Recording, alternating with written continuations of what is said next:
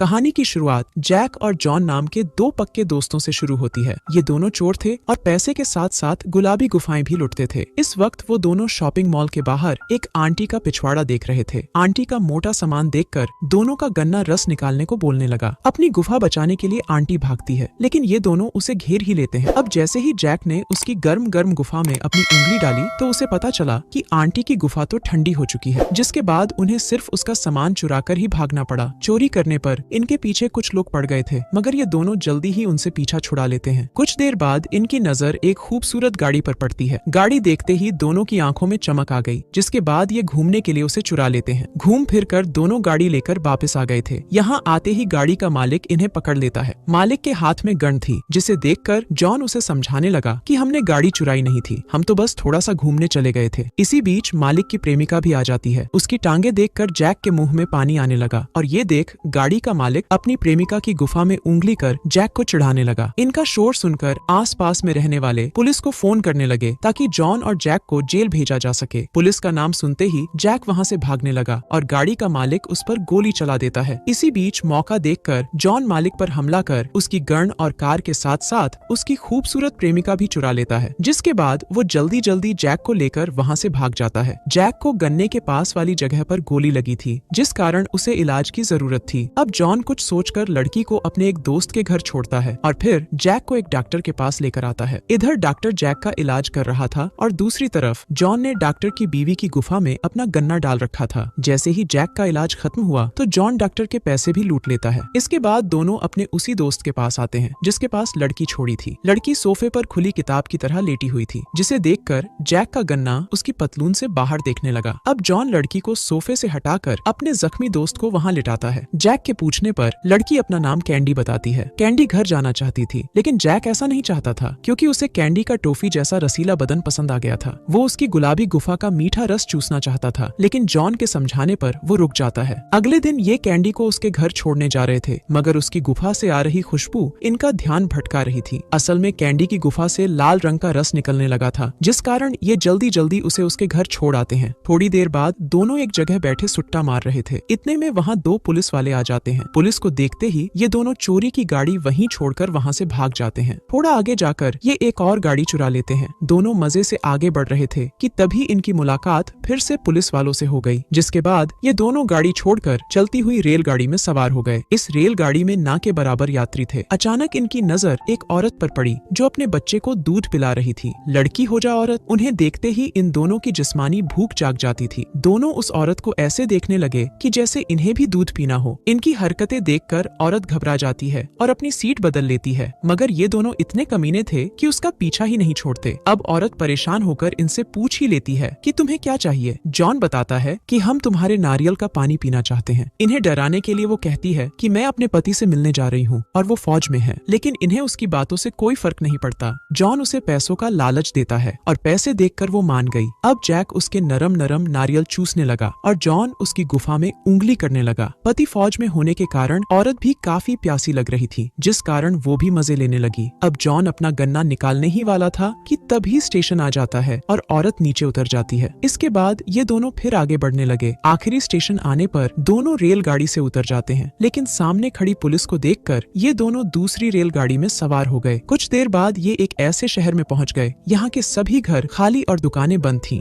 दूर दूर तक कोई इंसान नजर नहीं आ रहा था। पूरा शहर खाली होने के कारण ये दोनों एक घर में आते हैं और वहीं रात गुजारते हैं। इन्हें अपने गन्नों का रस निकाले हुए कई दिन हो गए थे, जिस कारण ये दोनों किसी की मोटरसाइकिल चुराकर अपने शहर वापस आ जाते हैं। अचानक इन्हें याद आता है कि कैंडी ने बताया था कि आज तक कोई भी उसे खुश नहीं कर पाया, जिसके बाद ये जल्दी ही उसे खुश करने उसके घर पहुंच गए। घर में आते ही जॉन कैंडी को पकड़ लेता है और जैक उसकी चड्डी उतारता है। दोनों दोस्त बारी बारी उसकी गुलाबी गुफा में अपना गन्ना घुमाते हैं, मगर कैंडी को बिल्कुल भी मजा नहीं आता। ना तो उसे कोई दर्द हो रहा था और ना अपनी गुफा में गन्ने का एहसास। 3 घंटे खुदाई करने के बाद इन्हें भूख लग गई थी, लेकिन इनके पास खाना खाने के लिए पैसे नहीं थे। ये देख कैंडी इन्हें अपने प्रेमी की दुकान में लेकर आती है ताकि यहाँ से कुछ पैसे लूट सके। जैक और जॉन दुकान लूटने में बिजी थे और इसी बीच कैंडी जैक को उसकी गुफा में गन्ना डालने को कहने लगी। जब जैक मना करता है तो कैंडी गुस्से में आकर दुकान का सामान तोड़ना शुरू कर देती है। ये देख ये दोनों उसे वहीं बांधकर दुकान में लूट पाट कर भाग जाते हैं। इसके बाद दोनों अपने लिए कुछ कपड़े खरीदते हैं और फिर एक महंगी जगह तरह खाना खाने जाते हैं। इनके महंगे कपड़े देखकर कई लड़कियां इन्हें रिझाने की कोशिश करती है, लेकिन इन दोनों को उनमें से कोई भी पसंद नहीं आती। किसी के तरबूज पिचके हुए थे तो किसी की गुफा पर बाल ही बाल थे। थक हार कर दोनों दोस्त वहाँ से निकल आते हैं, मगर गर्म माहौल देखकर दोनों को गर्म नरम गुफा की जरूरत थी। इसलिए सुबह होते ही ये दोनों एक औरत के पीछे लग गए जो शहर से बाहर की तरफ जा रही थी। इस औरत का नाम मारिया था। वो इन दोनों को दूर रहने की धमकी देती है, लेकिन वो नहीं रुकते।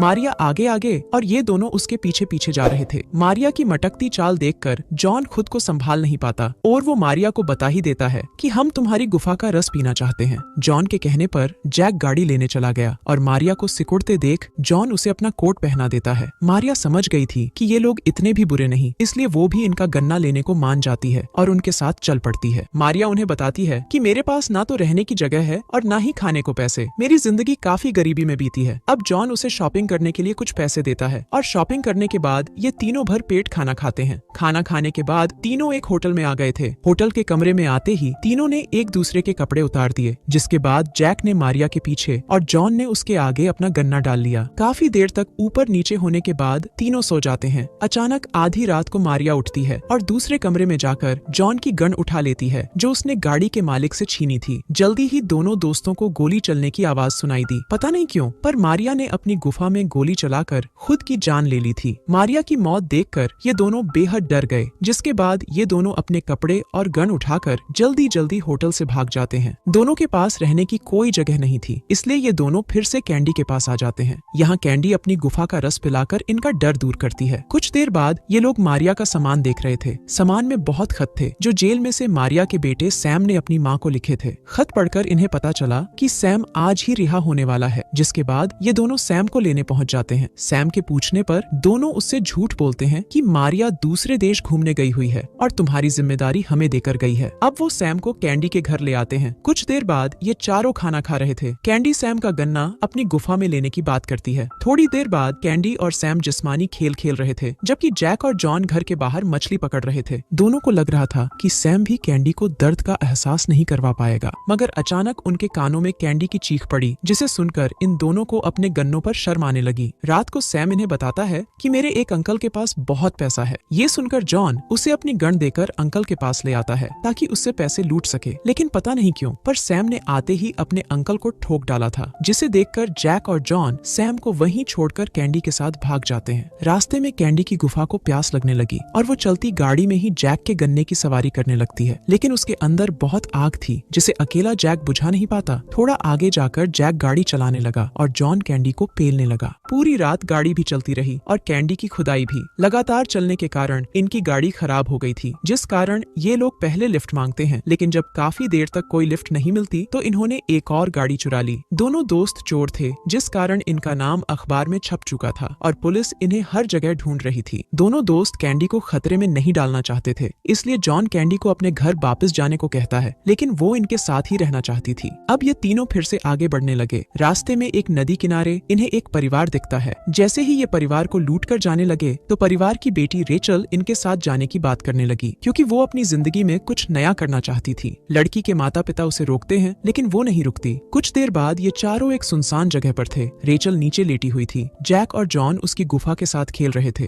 और कैंडी इन्हें देखकर मजे ले रही थी। रेचल को खुश कर ये लोग उसे वापस छोड़ देते हैं और कैंडी के साथ फिर से आगे बढ़ने लगते हैं। इसी के साथ इस कहानी का यही अंत हो जाता है।